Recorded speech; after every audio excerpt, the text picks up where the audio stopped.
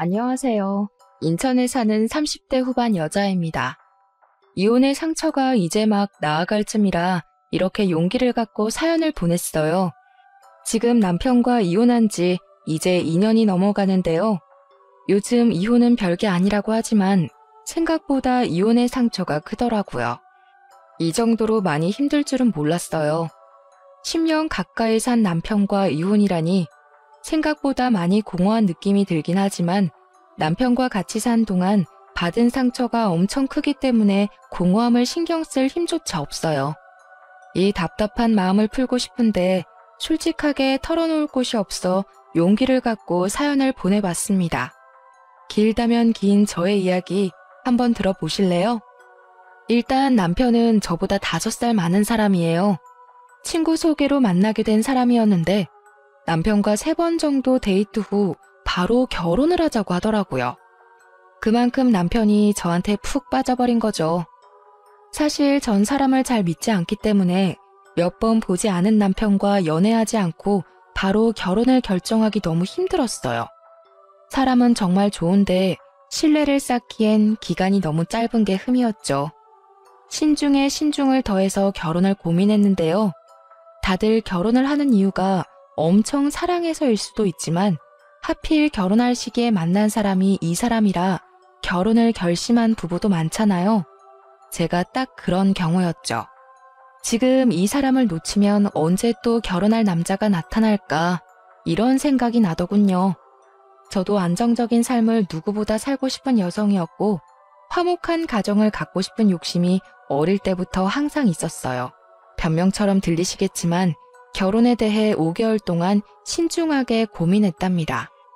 그렇게 남편과 첫 만남 이후 거의 6, 7개월 만에 결혼하게 됐는데요.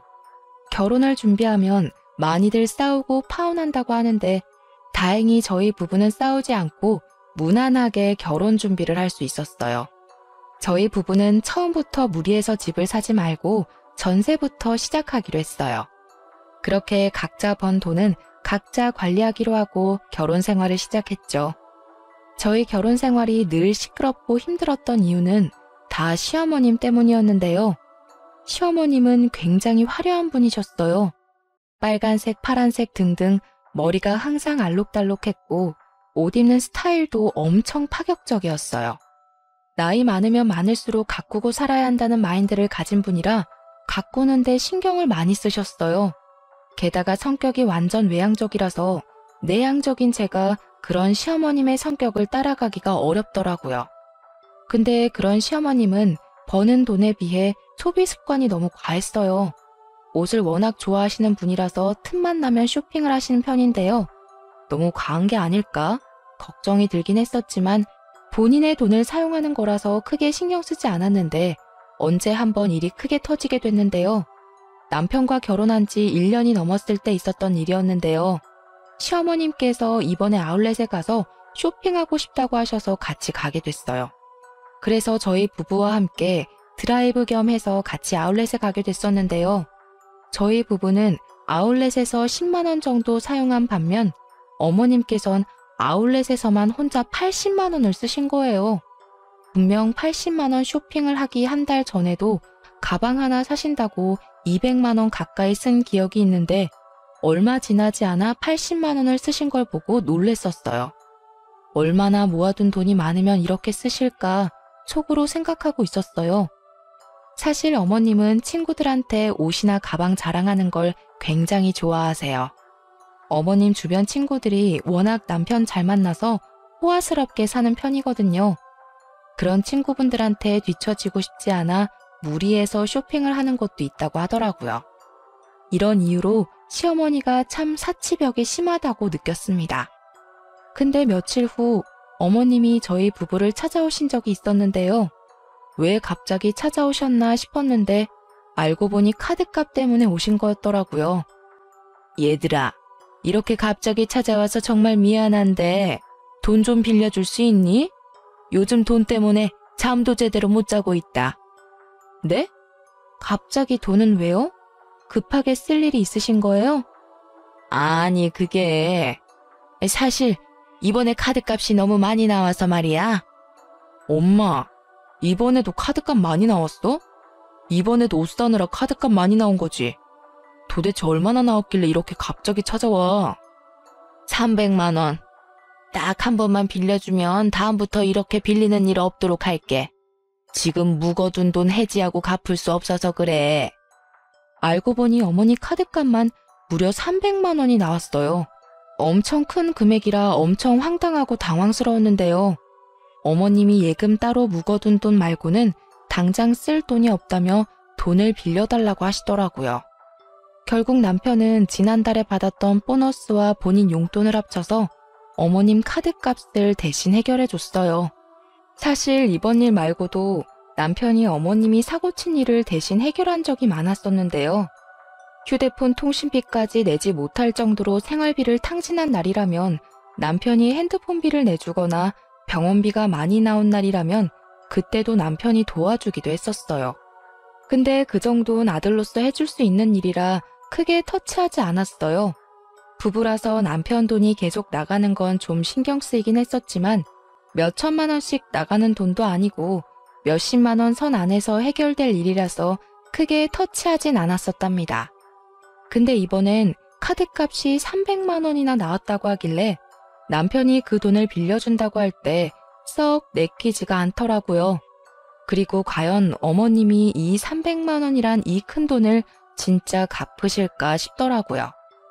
여보, 지난번에 어머님한테 300만 원 빌려줬잖아. 근데 그거 어머님이 갚으셨어?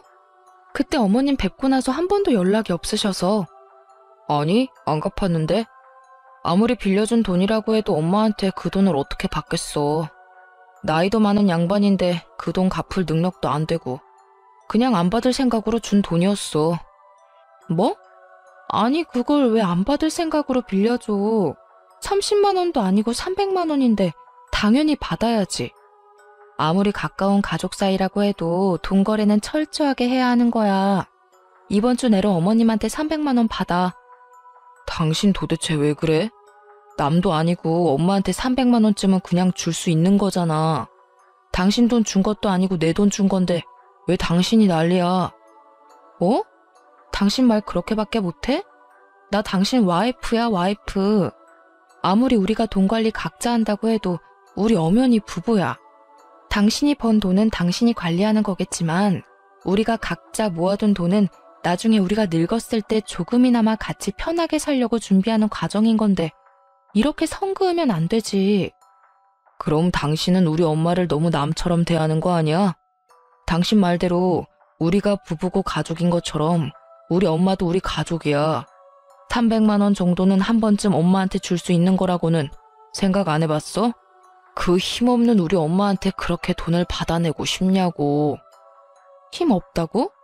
그렇다면서 쇼핑을 3-4시간씩이나 하셔? 어머님 한 달에 쇼핑값만 적어도 100만 원이 넘어. 당신도 알잖아. 어머님 집 상태. 방 3개 중에 2개가 다 옷방이야, 옷방. 그리고 나도 어머님한테 할 만큼 했어. 원래 어머님 단칸방에서 힘들게 산다고 해서 내 목돈으로 어머님 전셋집 해드렸어. 당신 그거 기억 안 나는 모양이야? 어머님께 잘한 사람을 굳이 따진다면 당신보다 나야, 알고나 말해. 사실 제가 결혼 전에 어머님 작은 전셋집 하나 해드렸습니다. 작은 단칸방에서 살고 계신다는 어머님을 보고 마음이 좋지 않았어요. 그래서 제 목돈 중 일부를 빼서 15평 정도 되는 전셋집으로 이사 갈 수 있게 도와드렸는데요. 남편은 그런 저의 공을 까먹었는지 본인이 어머님께 해드린 일만 생각하네요. 저의 말에 할 말을 잃은 남편은 결국 저한테 사과를 하더라고요. 그래서 남편은 결국 한 달에 50만 원씩 쪼개서 어머님께 돈을 돌려받았습니다. 남편은 본인이 그렇게 화낸 게 미안했는지 50만 원씩 받아낸 총 300만 원을 저에게 주더군요. 전 그 돈을 쓰지 않고 그대로 갖고 있었어요. 300만 원 일은 있고 남편과 해외여행을 다녀온 적이 있어요. 저희 부부는 신혼여행 이후로 제대로 된 여행을 다녀온 적이 없었기에 일주일 정도 동남아 여행을 가기로 했는데요. 처음엔 어머님과 같이 가려고 했었지만 남편이 먼저 이번엔 우리 둘만 가자고 하더군요. 저희 부부가 동남아 여행을 간다는 소식을 듣게 된 어머님은 면세점에서 선물 하나 사오라고 하셨어요. 그래서 여행을 즐기는 동안 어머님 선물 어떤 걸 사드릴까 고민하고 있었는데 때마침 면세점에 스카프가 있더라고요. 어머님이 평소 스카프를 자주 착용하셔서 10만 원대 스카프 하나 사기로 결정했어요. 여행을 다녀온 당일 어머님께 선물을 드리게 됐는데 어머님이 선물이 마음에 안 드는 눈치더라고요. 제가 사드린 스카프를 전혀 사용하지 않으셨고요. 그걸 받고 심드렁하더니 그 이후로 2주 넘게 삐져 있었어요. 어머님, 도대체 왜 그동안 저희 연락 안 받으셨어요? 연락 안 받을 수도 있지, 왜 그러니? 무슨 일 때문에 왔는데? 어머님이 하도 연락을 안 받으시니까 무슨 일 있는 줄 알고 직접 찾아왔어요. 그동안 무슨 일 있으셨어요?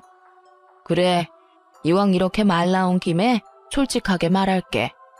너희 이번 여행 다녀왔을 때 내가 선물 하나 사오라고 했었지? 근데 어떻게 고작 스카프 하나 달랑 사올 수가 있니? 어머님 평소에 스카프 좋아하시니까 취향 생각해서 사온 거였어요. 스카프 마음에 안 드셨어요? 누가 요즘 면세점에서 스카프만 사니?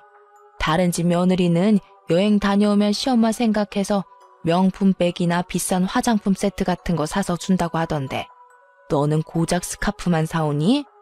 주변 친구들한테 창피해서 자랑도 못했어. 어머님이 충분히 서운하실 수 있는 부분이겠지만 저희 어머님 명품백 사드리려고 여행 간 거 아니었어요. 그리고 명품백이 1, 20만 원 하는 물건도 아니고 적어도 2, 300만 원은 거뜬히 깨지는 건데 저희가 그것까지 사드릴 돈이 없었어요.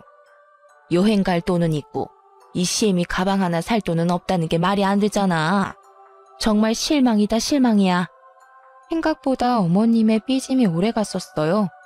저한테 본인 잔심부름을 시키는 것은 물론이고 제가 다니고 있는 회사 앞에 갑자기 찾아와서 5만 원, 10만 원씩 용돈을 가져간 적이 한두 번이 아니에요.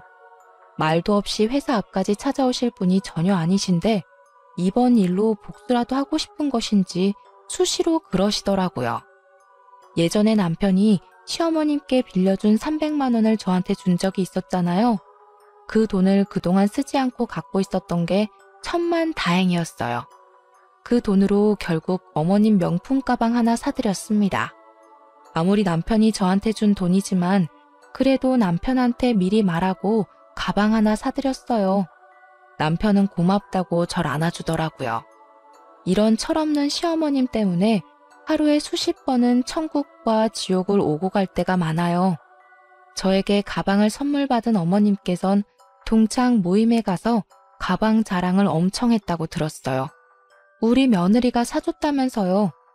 그래도 그 말을 들으니 기분은 좋았네요. 그런데 제가 이혼을 결정하게 된 큰 대형 사고가 터졌었는데요.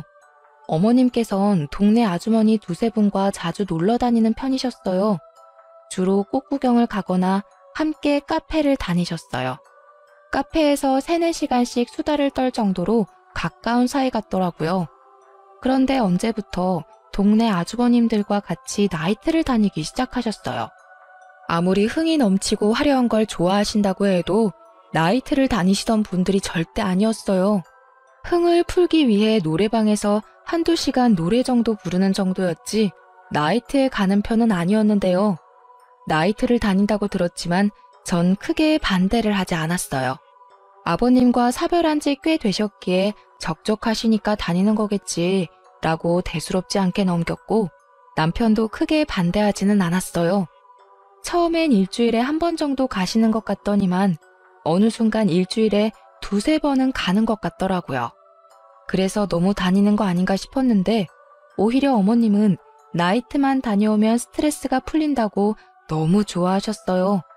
나이트에 다니고 나서부터 쇼핑하는 횟수가 의외로 줄기도 해서 차라리 다행이다 싶었죠. 근데 언제 한번 어머님께서 연애를 한다고 말씀하셨었는데요. 어머님이 아버님과 사별하고 나서 단 한 번도 연애를 한 적이 없었어요. 재혼할 생각도 전혀 없다고 말씀하신 분이라 그런 어머님께서 연애를 시작하셨다 해서 깜짝 놀랐는데요. 얘들아, 나 요즘 만나는 남자 한 명 있어. 너희들한테 이걸 말해야 하나 고민 많이 했는데 만나다 보니 이 남자 좀 괜찮은 것 같아서 너네한테도 솔직하게 말해야겠구나. 어머님, 너무 축하드려요. 어떤 분이세요? 어서 말해주세요. 나이트에서 만난 남자이긴 한데 그 사람도 와이프랑 사별한 남자더라고. 그 후로 여자를 만날 생각 전혀 없었는데 이번에 처음으로 날 좋아하게 됐다네. 에휴, 참 부끄럽다. 너희들은 내가 연애해도 괜찮겠니? 당연하죠. 전 진작에 어머님이 연애하길 바랬어요. 당신은 어때? 어머님이 연애하시니까 좋지? 근데 걱정되는 게 있어. 나이트에서 만났다는 게 참 마음에 걸리네. 아무리 둘 다 연세가 있으신 분이라고 해도 만난 장소가 너무 불순하잖아. 정말 괜찮은 분 맞아? 내가 산 세월이 있는데 남자 하나 볼 안목도 없겠어? 참 다정하고 좋은 사람이야. 어머님은 소녀처럼 정말 좋아하셨어요. 연애할 생각이 없다고 하셔서 평생 혼자 사시는 게 아닐까 걱정이 많았었는데 이제 어머님도 새 삶을 살 수 있다는 사실에 정말 행복하더라고요. 어머님께서 이번에 새로 만나는 남자친구는 어머님보다 4살 정도 많은 분이셨어요. 두 분께서 일주일 내내 만나서 데이트를 즐기고 그런다고 하셨는데요. 근데 어머님이 말씀하시는 걸 들으면 그 남자친구분 하는 행동들이 좀 이상하더라고요. 정상적인 연애가 아닌 것 같은 느낌이랄까? 그리고 실제로 만나봤는데도 좀 꺼림칙했고요. 데이트를 하다 보면 서로 번갈아가며 데이트 비용을 내거나 하는 게 있어야 하는데 모든 비용을 어머님이 내셨어요. 게다가 신발부터 옷, 가방 등등 갖고 싶은 물건이 있으면 모두 다 어머님께 사달라고 한다고 하더라고요. 하는 행동을 보면 완전 늙은 제비 같더라고요. 언제 한번 어머님 남자친구와 어머님, 저 이렇게 3명이서 저녁 식사를 한 적이 있어요. 남편은 이날 회사 일 때문에 참석을 하지 못한 상태였는데요. 저녁 식사 장소는 어머님 남자친구분께서 알아본 곳이라고 들었는데 생각보다 가격대가 높은 레스토랑이라서 놀랬어요. 아무래도 며느리인 저를 본다고 하니 신경 쓴 게 보이더라고요. 이날 남자친구분께서 식사 대접을 해주나 보다 싶었는데 결론부터 말하자면 제 착각이었어요. 어머님, 여기 스테이크 너무 맛있네요. 그러게 말이야. 혁호씨, 너무 맛있었어요. 하여튼 혁호씨, 음식점 고르는 센스가 있다니까. 당신 며느리 보는 날인데 신경 써서 장소 선택 좀 해봤어요. 마음에 들어요? 그럼요. 맛이 아주 훌륭해요. 세아가, 너도 마음에 드니? 네. 오랜만에 이런 고급진 레스토랑에서 식사하니까 입이 아주 호강하네요. 정말 잘 먹었습니다. 식사할 때까지만 해도 이렇게 분위기가 좋았어요. 그렇게 계산을 하려고 하는데 자연스럽게 어머님께서 계산을 하시더라고요. 어머님 남자친구분도 당연하다는 듯 어머님을 계산대로 은근슬쩍 밀더군요. 그 모습을 보고 전 너무 황당해서 어머님이 계산 못하도록 막고 제가 대신 계산했습니다. 대략 50만 원 가까이 나왔었는데요. 제가 어머님이 계산 못하도록 막고 대신 계산하니까 어머님과 남자친구분께서 몹시 당황해하는 눈치더라고요.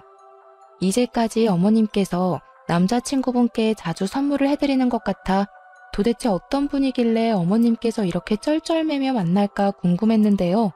그래서 이날 저녁 식사 자리를 마련한 거였어요. 실제로 남자친구분께서 어머님께 하는 행동을 보니 대충 짐작이 가더군요. 이 식사 내가 샀어야 하는데 며느님께서 계산을 벌써 하셨네. 그러네요. 아가, 왜 너가 계산했니? 이 저녁은 우리가 사야 했었는데. 전 이날 최대한 말을 아꼈어요. 이미 속에선 어머님이 너무 안쓰럽기도 하고 어머님이 왜 이런 대우를 받으면서 연애를 해야 하나 속상하더라고요. 그래서 일단 어머님 남자친구분을 서둘러 보낸 뒤 어머님과 근처 카페에서 이야기를 나누기로 했어요. 근데 남자친구분께서 집에 갈 때 쓸 택시비까지 가져가던 거 있죠? 완전 제비가 따로 없더라고요. 어머님, 저랑 둘만 있는 거니까 솔직하게 말하셔야 해요. 저분한테 약점 잡히거나 한 게 있으세요? 그게 무슨 말이야? 약점이라니? 어머님 남자친구 좀 이상한 것 같아요. 이번 식사 자리만 봐도 딱 보여요. 두 분이 진지하게 만나는 사이라면 보통 이 식사 자리 남자친구분께서 직접 계산을 하는 게 맞지 않나 싶어요. 저 연세에 돈이 없지 않으실 텐데 자연스럽게 어머님이 계산하도록 만드는 게 좀 이상한 것 같아요. 분명 이 레스토랑도 남자친구분께서 직접 알아봤다고 하지 않으셨어요? 그래서 당연히 그분께서 직접 계산할 것 같았는데 이 식당 1, 2만 원 하는 곳도 아니고 한 사람당 10만 원은 기본으로 드는 곳인데 여길 알아봐 놓고 돈을 안 낸다는 게 수상해서요. 아유, 누가 내는 게 뭐 어때서 그러니. 그리고 저 사람 여유 있는 사람도 아니야. 나는 지금 만나고 있는 남자 돈 때문에 만나는 게 아니라 마음이 착해서 만나는 거야. 그리고 이번 일 절대 영호한테 말하지 마라. 아들 녀석 이번 일 알면 난리 칠 게 분명해. 당연하죠. 전 그냥 걱정돼서요. 어머님이 그분한테 자주 선물하고 그러는 것 같기도 해서요. 아유, 우리 며느님 걱정도 많으시네. 너희들 걱정시킬 정도로 이것저것 사다 바치는 일 없을 테니까 쓸데없는 걱정은 하지 마렴. 과연 쓸데없는 걱정일까요? 차라리 제 착각이었으면 좋았을 텐데요. 어머님이 걱정하지 말라고 해서 한동안 모른 척 했어요. 꽤 오랜 시간 잘 만나길래 오히려 속으로 응원도 했네요. 근데 몇 달 뒤 어머님이 결국 일을 만드셨는데요. 어머님이 예전처럼 카드값이 다시 많이 나오게 됐다는 겁니다. 한동안 카드값이 많이 안 나오는 것 같아서 남자친구분께서 이제 더 이상 제비짓을 하지 않는다 생각했는데 다시 저희 어머님한테 이것저것 사달라고 한 것 같더라고요. 지난번엔 쇼핑 때문에 카드값이 300만 원 정도 나왔다면 이번엔 카드값이 500만 원이나 나왔어요. 그 이유를 들어보니 남자친구한테 이것저것 사주는 것도 모자라서 이번에 무리해서 여행을 다녀왔다고 하더라고요. 역시 제가 의심한 그대로였어요. 카드 통지서를 들고 저희 부부집에 찾아와서 또 돈을 빌리려는 어머님을 보고 속이 답답하고 억장이 무너지더군요. 게다가 카드값 밀린 것도 모자라서 현재 핸드폰비와 보험비까지도 밀린 상태라 이 전부 다 해결해야 한다고 말씀하시는 어머님은 눈물을 글썽이더군요.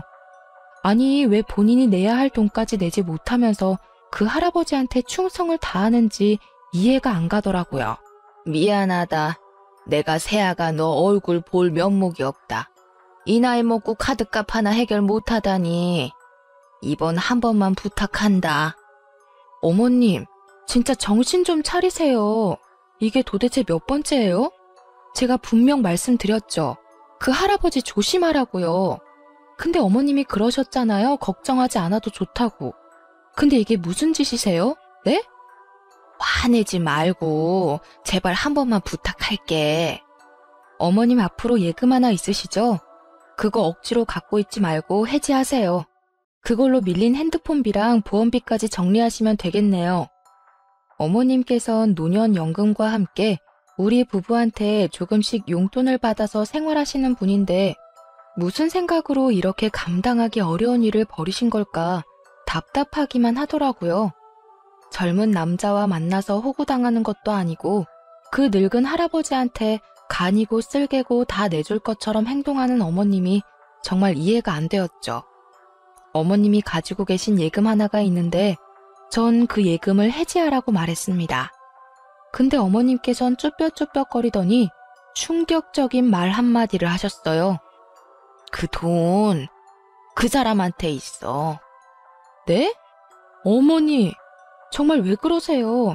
얼마나요? 얼마나 주셨는데요? 6천만 원. 그 사람이 주식 좀 할 줄 안다고 하길래 내가 투자 목적으로 6천만 원 줬어. 2배 이상 불려준다고 하길래. 근데 정말 잘 되고 있는 것 같더라고. 어머님이 주식에 대해 뭘 안다고 그러세요. 요즘 주식시장 얼마나 안 좋은데요. 그거 손해보더라도 당장 돌려받으세요. 아시겠어요? 그거 돌려받는 대로 카드값이랑 핸드폰비 다 해결하시고요. 어머님을 집에 돌려보내고 전 시름시름 앓았습니다. 어머님 때문에 마음 편할 날이 없기 때문인데요. 그날 저녁 남편이 퇴근하고 나서 시름시름 앓고 있는 저한테 왜 그러냐고 묻더군요. 전 그런 남편에게 어머님과 있었던 일을 모두 말했어요. 근데 남편은 이미 알고 있던 것처럼 반응이 싱겁더라고요. 그리고 주식 얘기를 꺼냈었는데 그때부터 사색이 되더군요. 혹시 당신도 그 할아버지한테 돈 준 건 아니지? 자기야, 일단 화내지 말고 들어. 나 그분한테 3천만 원 드렸어. 나도 요즘 주식에 대해 관심이 있는데 그분이 딱 주식을 하고 있다고 해서 한번 투자 좀 해봤어. 근데 정말 잘하는 분이라고 하더라고. 너무 걱정 안 해도 돼. 당신 정말 미쳤어? 그걸 왜 나한테 허락도 없이 투자를 하냐고. 3천만 원이 네 집 개 이름도 아니고 왜 마음대로 그걸 주냐고. 어머님도 6천만 원이나 드렸다더라. 왜 둘 다 나한테 그러는 거야? 그분이 사기라도 치면 어쩌려고. 아니야. 그분 사기치거나 그럴 분은 아닌 것 같아. 그리고 당신이 무슨 돈이 있다고 3천만 원이나 그 사람한테 투자를 해? 사실 우리가 예전에 공동으로 모아둔 3천만 원 예금 그거 깨서 드렸어. 정말 미안해. 내가 그거 꼭 제자리로 돌려놓을게. 나 한 번만 믿어줘. 그걸 손댔다고? 진짜 당신이나 어머님 모두 다 질린다. 도저히 안 되겠어. 우리 이혼하자, 이혼해. 이혼이라니. 이혼은 절대 안 돼. 나 당신이랑 못 헤어져. 내가 왜? 전 한동안 친정집에 가기로 했습니다. 생각 정리가 되면 그때 이혼을 할지 말지 결정하기로 했는데요. 친정집에 2주일 정도 가 있을 동안 시어머님과 남편에게 큰일이 터졌어요. 어머님 남자친구가 잠수를 탔다고 합니다. 어머님께서 돈을 돌려달라고 말한 순간 그때부터 연락이 닿지 않았다고 해요. 어머님이 그 남자친구 집에 찾아갔었는데 이미 모든 짐을 다 뺀 상태로 어머님이 모르는 곳으로 도망갔다고 합니다. 저는 이미 예상하고 있던 결과였어요. 요즘 이런 사람들 한둘이 아니라고 하잖아요. 시어머님 남자친구분 하는 행동만 봐도 딱 사기칠 사람 같았어요. 어머님은 그분한테 콩깍지가 제대로 씌어서 그걸 모르고 있던 거였어요. 알고 보니까 어머님만 사기를 당한 게 아니라고 해요. 어머님과 같이 나이트를 다니던 동네 아주머님들도 그 할아버지의 말만 믿고 주식에 투자했다가 돈을 돌려받지 못했다고 하네요. 6천만 원 사기를 당한 어머님은 약과였어요. 어떤 아주머니는 1억 가까이 돈을 잃었다고 합니다. 어머님은 물론이고 남편까지 돈을 돌려받지 못한 상태로 전 이번 일을 알게 된 후 이혼하기로 결정했어요. 이혼하자고 말하니 남편은 정말 손이 발이 되도록 싹싹 빌었습니다. 어머님은 이번 일로 제정신이 아닌지 오히려 이런 일로 이혼을 하냐면서 적반하장으로 나오더라고요. 넌 이런 일 가지고 이혼을 꼭 해야겠니?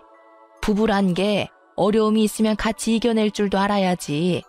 이혼하자는 소리가 어떻게 바로 나올 수가 있어? 어머님, 이제까지 어머님이 저희한테 한 행동들을 생각해 보세요. 저는 남편도 남편 일이지만 어머님 그 철딱선이 없는 행동 때문에 숨 막혀서 이 사람이랑 못 살아요. 어머님 수준껏 생활을 해야지 탱자탱자 돈 쓰기만 하시는데 옆에서 그걸 제가 다 어떻게 감당하고 살아요? 그리고 어머님이 분명 그러셨죠? 이제까지 산 세월이 있어서 안목이 좋다고요. 근데 어머니 인생 헛사셨어요. 이 연세에 어떻게 감당하려고 남자 하나 잘못 만나서 돈까지 잃으셨어요? 무슨 힘으로 다시 일어나시려고요? 저 어머님 보기 싫어서라도 이 사람이랑 이혼하고 싶어요. 어머머머, 얘 말하는 것 좀 봐. 말이면 단 줄 알아? 당신은 나랑 이혼하면서 그 할아버지한테 준 3천만 원 나한테 다시 돌려줘야 할 거야. 그 3천만 원 중에서 2천만 원은 내 돈이나 마찬가지였잖아. 그리고 어머님도 지금 살고 있는 전셋집 빼셔야 할 거예요. 그 전세자금 다 제 돈인 거 잊지 않으셨죠? 당장 집 정리하고 돌려주세요. 전 이 말만 남기고 집에 있는 모든 짐을 빼서 다시 친정집에 들어갔습니다. 남편은 저희 친정집에 찾아와서 울고불고 난리가 아니었어요. 그런 남편을 보고 친정아빠는 남편 얼굴에 소금을 뿌리며 당장 꺼지라고 고래고래 소리를 질렀답니다. 엄마도 그런 시엄마 밑에서 살 필요 없다고 이혼 결정 잘했다고 말했어요. 언제 한 번은 남편이 제가 다니고 있는 회사 앞까지 찾아왔어요. 퇴근 시간 맞춰서 와 있었더라고요. 전 창피한 나머지 그런 남편을 데리고 서둘러 회사 근처에 있는 카페로 갔는데요. 지금 이게 무슨 짓이야? 왜 말도 없이 남의 회사로 찾아오고 그래? 당신이 내 전화조차 받지 않으니까. 당신이 내 전화를 받아줘야 얘기를 하든지 말든지 하지. 왜 내 전화 안 받아? 정말 나랑 이혼이라도 하겠다는 거야? 내 말을 뭘로 들은 거야?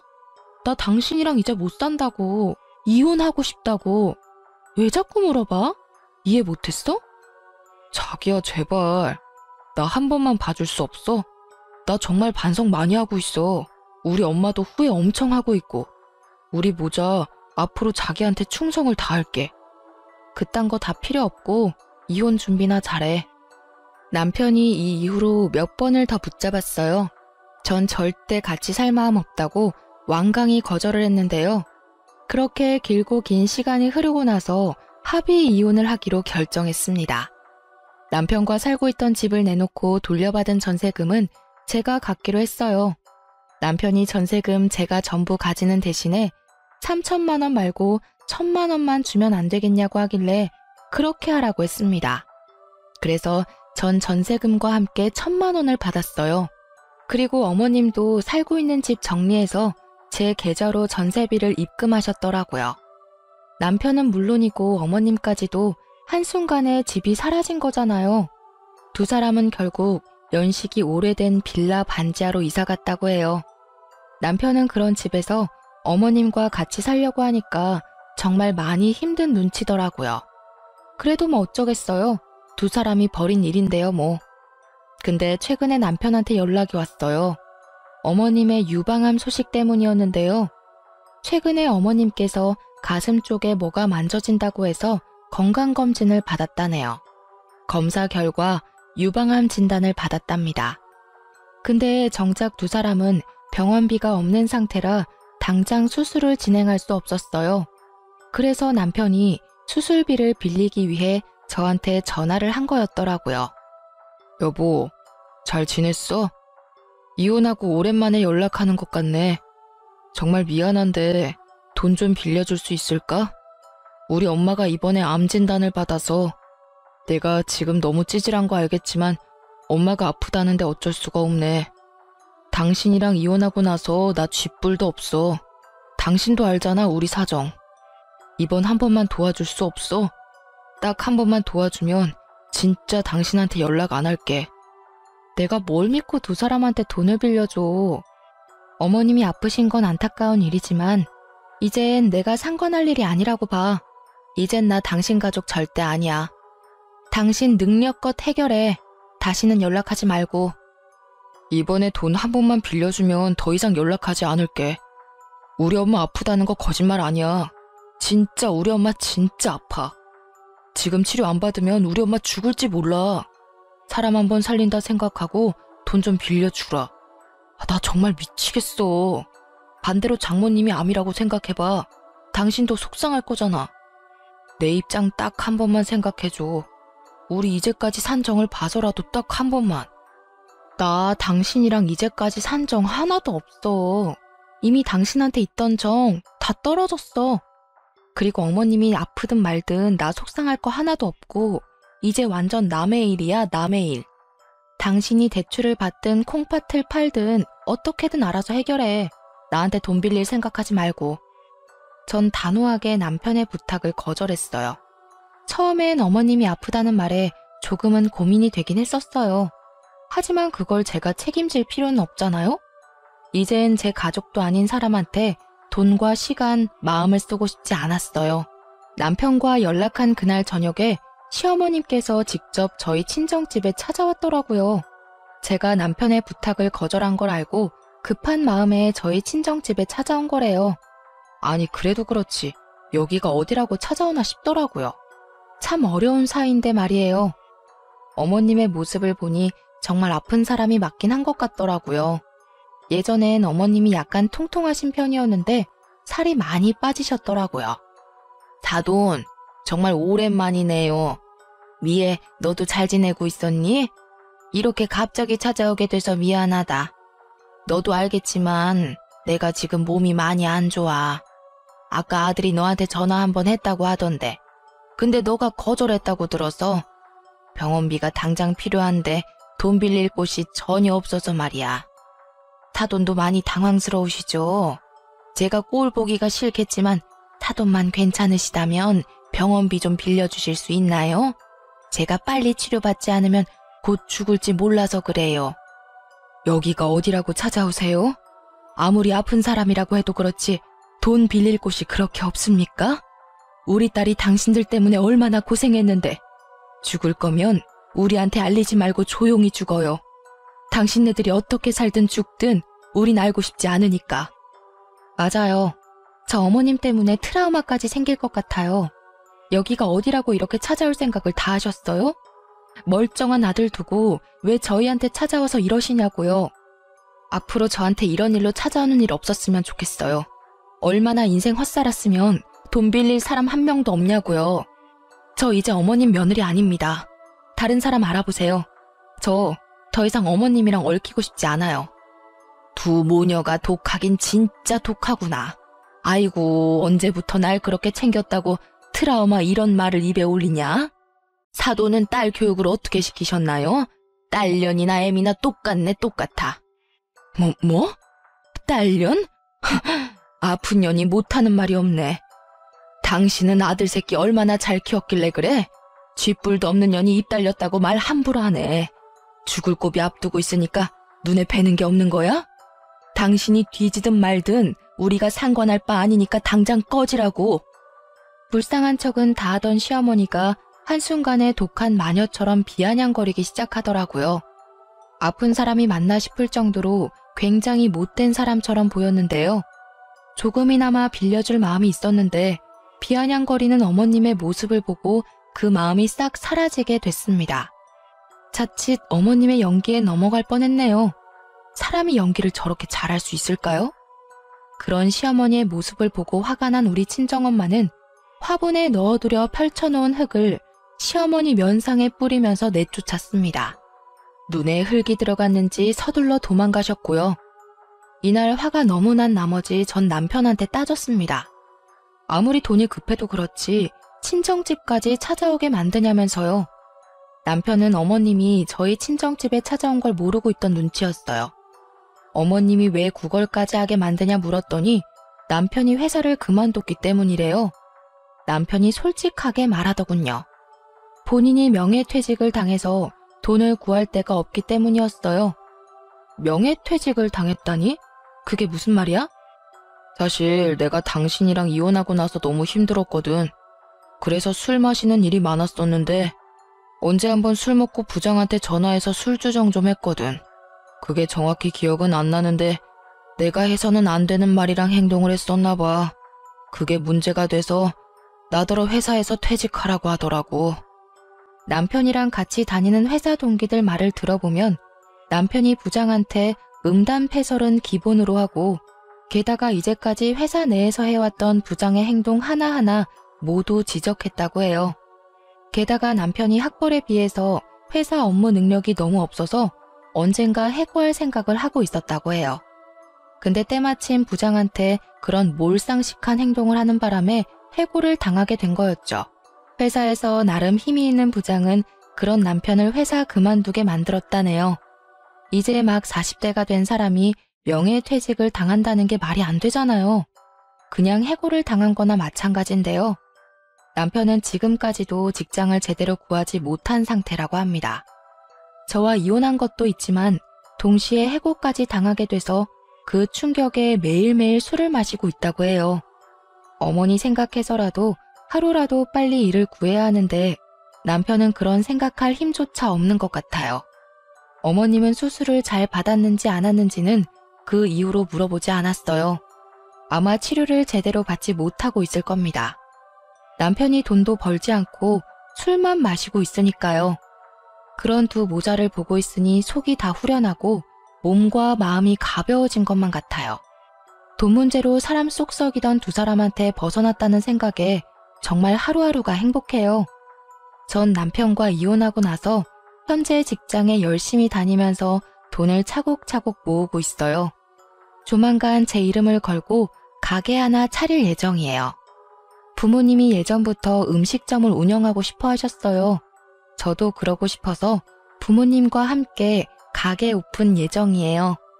만약 이 사람과 저 사이에 아이가 있었더라면 이혼하는 게 어려웠을 거예요. 아이가 있는 부부는 이혼하는 게 참 어렵다고 하잖아요. 다행히 저와 남편은 아이 계획이 전혀 없던 사람이었어요. 만약 한 사람이라도 아이를 원했었더라면 지금 현재 저의 모습은 어땠을지 궁금하네요. 주변 친구들도 시부모님 잘못 만나서 엄청 고생하고 있거든요. 근데 그 친구들은 모두 아이가 있어서 섣불리 이혼을 하지 못한다고 해요. 결혼하기 전까지만 해도 시댁 때문에 왜 힘들어할까 상상이 안 갔었어요. 두 사람이 좋으면 그만이지 않나? 그런 생각을 했었는데 사랑 하나로 결혼할 순 없더라고요. 결혼 생활을 유지한다는 게 참 쉬운 일만은 아닌 것 같아요. 아무리 내가 잘한다고 해도 남편이나 시댁 식구 한 명이라도 내게 못한다면 결혼 생활 한순간에 무너지는 것 같아요. 그렇기 때문에 결혼 결정을 할 때 남편 자체를 보는 것도 중요하지만 남편 집안 식구들도 꼭 봐야 했어요. 이혼하고 나서 생각한 게 있는데 너무 섣불리 결혼을 했다는 거예요. 남편과 연애를 해보고 결혼할 걸 그런 생각을 가끔 하고 있는데요. 요즘 연애를 건너뛰고 많이들 결혼한다고 하는데 개인적으로 전 위험하다고 생각해요. 그 사람에 대해서 조금 더 알아보고 결혼하는 게 덜 위험한 일이 아닌가 싶어요. 주변 사람들은 다른 사람 만나서 재혼할 생각이 있냐고 물어봐요. 근데 전 2번 다시 결혼하고 싶지 않아요. 부모님도 그 지겨운 결혼을 못하러 2번씩이나 하냐며 성을 내셨어요. 저도 결혼을 다시 하진 않을 것 같아요. 결혼이란 게 참 쉬운 일이 아니기 때문이죠. 아무리 서로 사랑해도 돈 문제로 다들 헤어진다고 하는데 이번에 뼈저리게 느꼈습니다. 만약에 재혼을 한다고 해도 또다시 이혼하지 않는다는 보장도 없잖아요. 그리고 이제까지 받아온 스트레스와 억압에서 벗어나니까 오히려 너무 행복하고 자유롭더라고요. 저와 다르게 결혼 생활이 행복한 사람도 분명 많을 거예요. 하지만 반대로 저처럼 결혼 생활이 지옥인 분들도 분명 있을 텐데요. 이혼을 권장하는 것은 아니지만 본인의 행복을 위해서라면 이혼을 하는 것도 하나의 방법이라고 알려드리고 싶어요. 만일 시댁, 남편, 돈 등등 여러 문제로 인해 이혼 고민을 하고 있는 분이라면 망설이지 말고 당장 하는 것도 나쁘지 않다고 생각해요. 자유로운 몸이 된 저는 지금부터라도 열심히 행복하게 살아볼 예정이에요. 남편과 살면서 못 쌓은 추억과 커리어 등등 다시 쌓아볼 예정이고요. 지금껏 답답하고 길고 긴 저의 이야기를 들어주셔서 감사합니다.